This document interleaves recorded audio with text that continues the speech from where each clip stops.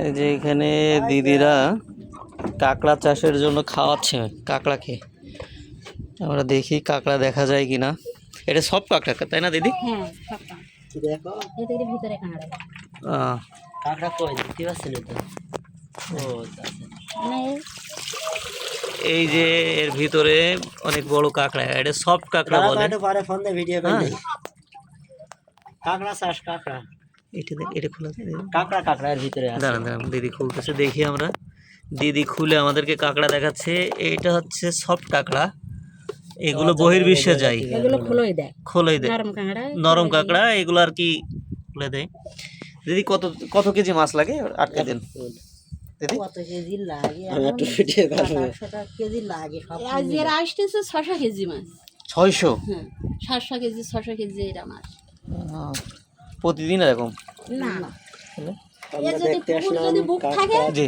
তখন মানে 3 দিনে মাছ কম আমি বেশ কিছুদিন আগে গত মাসে 1 তারিখে আসছিলাম, তখন দেখলাম যে আপনাদের পুরোটাই বুক ছিল। কাঁকড়া চাষ করছে, এখন হচ্ছে কাঁকড়ার খাবার।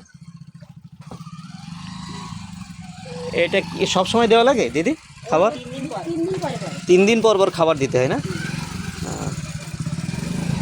দুইটা 2 পিস করে দেন। না এক পিস 600 কেজি মাছ। আসলে দেখেন এখানে অনেক বড় মাপের এই যে খাঁচাগুলা আছে, এই দেখে দেখেন পিসের সাইডে, এই দিকেও আছে কাঁকড়ার প্রজেক্ট। আসলে পিছনে অনেক।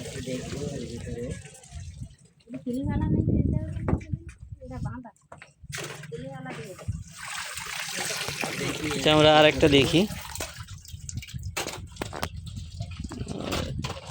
এই যে আর একটা কাঁকড়া, মেবি মনে হয় কালা তো 200 গ্রাম হবে তাই না? 200 গ্রাম ওয়েট, 200 গ্রাম হবে না 170 গ্রাম। 170 গ্রাম না?